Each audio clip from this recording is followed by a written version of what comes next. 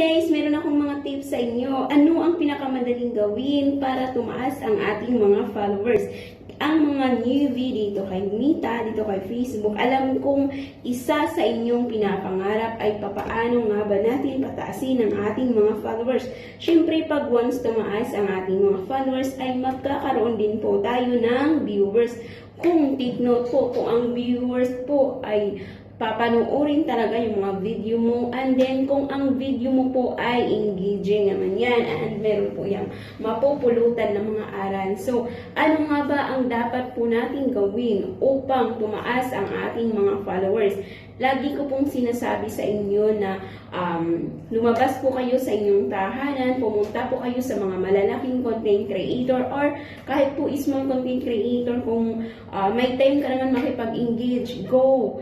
And then, suportahan kayo. Ako din nagpapalapag,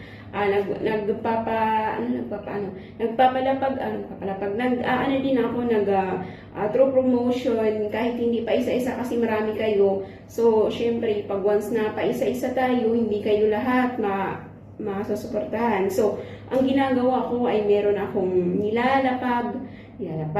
niyayakap dyan sa aking wall, and din yakapin nyo po ng paisa-isa through reels. Okay po, sa reels po kayo magyakap kasi po, para po, basta sa reels na lang po kayo magyakap para po hindi po kayo masyadong ma-restrict, and then wag po kayong masyadong pindot ng pindot kasi nagkaroon ako ng restriction for 6 days. Ayan, katatapos ko lang po ng aking restriction ng 6 days. Ngayon, kag-graduate ko lang. Kaya po, kayo po nga mga baguhan dito kay Facebook, dahan-dahan lang po kayo ha. Huwag po kayong pindot ng pindot kasi po, kagaya ko din, baguhan lang din po ako. Kasi po, baka magkaroon kayo ng violations.